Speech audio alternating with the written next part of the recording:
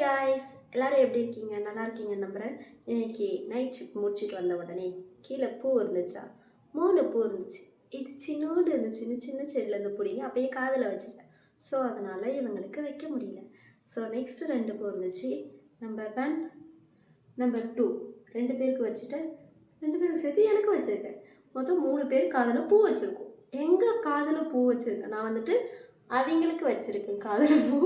Sorry, அவங்களுக்கு தலையில் வச்சுருக்கேன். எனக்கு காதில் பூவு சுற்றிட்டு போயிட்டாங்கோ அப்படி சொல்ல மாட்டேன். எனக்கு நானே காதில் பூ வச்சுக்கிட்டேன். அழகாக இருக்கு இல்லையா? அதனால் இப்போ வந்துட்டு என்னென்னா, என்னுடைய பர்த்டே வர இன்னும் ஒரு 1 வீக் இருக்குது. இந்த வீக் முடிஞ்சு நெக்ஸ்ட் வீக் முடிஞ்சிச்சுன்னா என் பர்த்டே வரும் அப்படின்னு நினைக்கிறேன். ஜூலை 12. இந்த வீக் வந்துட்டு எனக்கு night shift, Sunday week off வரும் அப்படின்னு ஒரு ஞாபகம். நெக்ஸ்ட்டு வீக்கும் அப்படி தான் வரும் அப்படின்ட்டு பிளான் பண்ணி வச்சுருக்கேன். என் பர்த்டே இப்படி இருக்கும் அப்படி இருக்கும் அப்படின்னு சர்ப்ரைஸ்லாம் அப்படின்னு இப்போவே நினச்சிட்டேன். ஸோ அதனால் எனக்கு தெரியும் அது நடக்காது.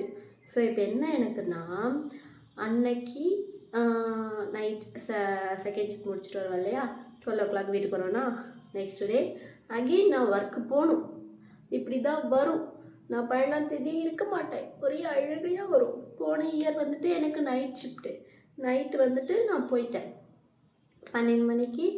நைட்டு 12 o'clock அங்கே இருக்கேன். 12ஆம் தேதி 12 மணி நைட் வந்துட்டு கம்பெனியில் இருக்கேன் நான். கம்பெனி வந்துட்டு காலையில் 6 மணி வரைக்கும், 6-6:30 வரைக்கும் முடிச்சுட்டு அதுக்கப்புறம் வந்துட்டு பஸ்ஸில் ஏறி உட்காந்து வந்துட்டேன். தூங்கினே வந்தேனா, இங்கே வந்தேன்னா அடுத்த நாள் எனக்கு வீக் ஆஃப். அன்றைக்கி எனக்கு வீக் ஆஃப். அன்றைக்கி விட்டுட்டு அடுத்த நாள் திரும்ப செகண்ட் ஷிஃப்ட் நான் போகணும். ஸோ அந்த நைட்டு ஃபுல்லாக தூங்காத, காலையில் 12ஆம் தேதி காலையில் 12 மணிலேருந்து ஃபுல்லாக நல்லா தூங்கிட்டேன். காலையில் 9 மணிக்கு படுத்தவ சாப்பிட்டுட்டு தூங்கி எழுந்து 6 மணி 6 மணிக்கு எழுந்து 6 மணிலேருந்து 6:30 6:45 வரைக்கும் குளித்து என்னுடைய எக்ஸசரிஸ் எல்லாம் போட்டு 7 மணிக்கு ரெடியானேன். கோவில் போகலான்னு நினச்சி கடைசி வரைக்கும் கோவில் போகல. அப்படியே போய் எனக்கு பூ வேணும்னு சண்டை போட்டு போய் பூ வாங்கிட்டு வந்து அப்போ வச்சு அப்போ அலங்கரிச்சு.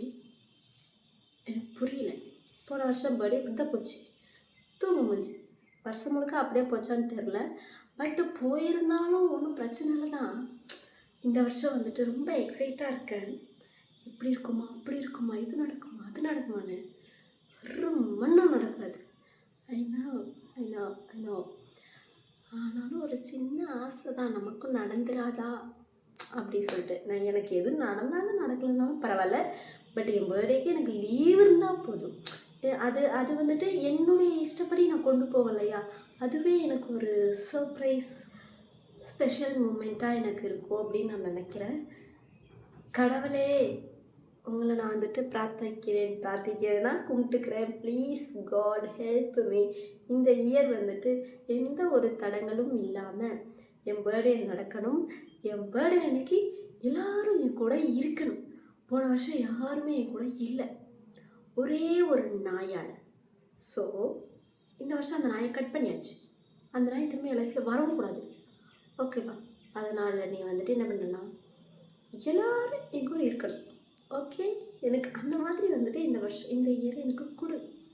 ஒருவேளை எல்லோரும் இருந்தாலும் பிரச்சனையாக இருக்குமோ அப்படி வேறு இருக்கும். அதனால தான் இத்தனை வருஷம் கொடுக்காம இருந்தியோ, இப்படிலாம் நிறைய யோசிக்க தோணுதப்பா. ஏதாவது எனக்கு சொல்லுங்கள். 2 பேரும் வந்துட்டு சிவனேன்னு என்னையை பார்த்து சிரிக்கிறீங்க. இதோ இங்கே ஒருத்தர் இருக்கார், இவர் ஒருத்தர், இவர் ஒருத்தர், இவங்க எத்தனை பேர் இருக்கீங்க? இவ்வளோ பேர் இருந்து எனக்காக என்ன பண்ணீங்க, என்ன பார்த்தீங்க, என்ன செஞ்சீங்க அப்படின்னு கேட்க தோணுது. நீங்கள் எல்லாம் பண்ணீங்க, எல்லாம் செஞ்சீங்க, எல்லாம் ஓகே, நான் வந்துட்டு ஒத்துக்கிறேன், நீங்கள் எனக்காக வந்துட்டு நிறைய பண்ணியிருக்கீங்கன்னு சொல்லிட்டு. ஆனாலும் ஒரு சின்ன பயம். இத்தனை நாள் நடந்த எல்லா விஷயமும் வந்துட்டு அப்படி தான் எடுத்திருக்கேன். ஒரு விஷயம் எனக்கு நடக்கலை அப்படின்னு சொன்னால், அது நடந்தால் உன் லைஃப்பில் நல்லா இருக்காது அப்படின்றதுக்கோசரம் அதை என் லைஃப்பை விட்டு தூக்கியிருப்பீங்க அப்படின்றத, அப்படின்னு கெட்டதாக நடக்குமோ அப்படின்னு சொல்லி நானே மனசில் நினச்சி அதை விட்டு விலகி ஒதுங்கி அப்படியே வந்ததாச்சு. அப்படி நானே வராமல் சம்டைம்ஸ் அந்த மாதிரி நிறைய நடந்திருக்கு.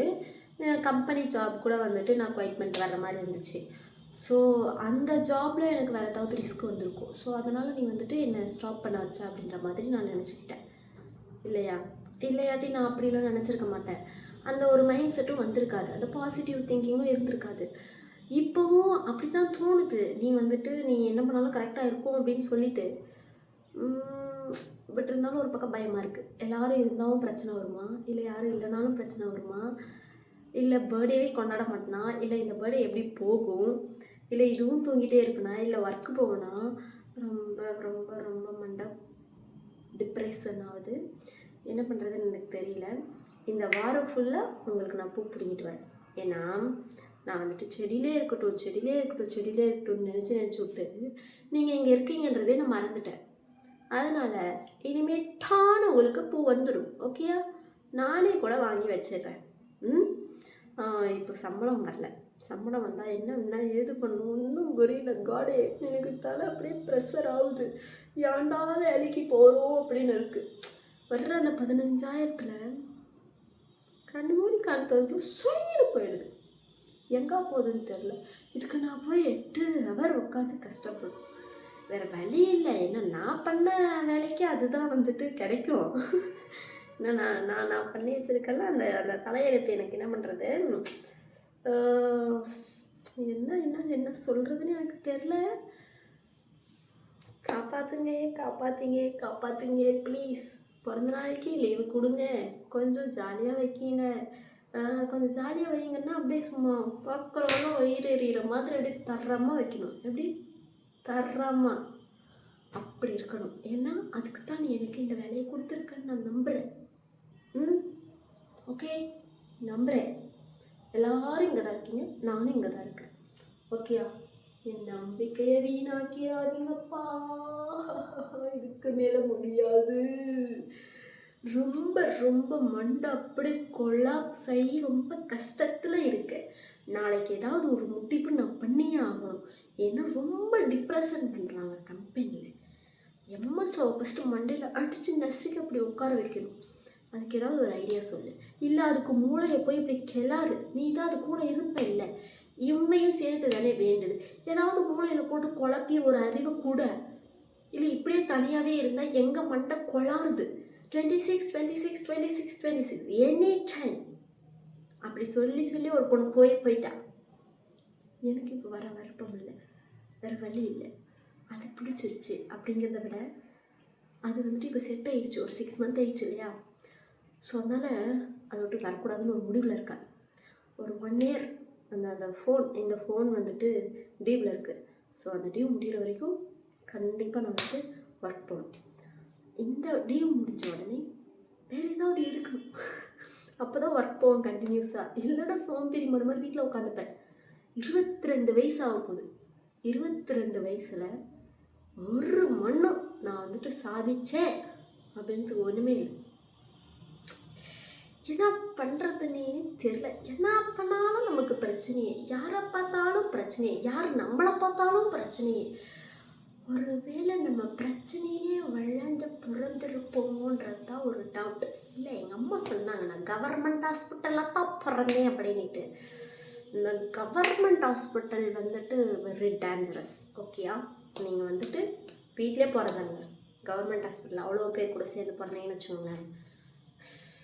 எங்கே என்னென்ன எப்படி யார் என்னென்ன நினச்சாங்களோ அப்படி வந்து இப்படி மாட்டிக்கிட்டேன்.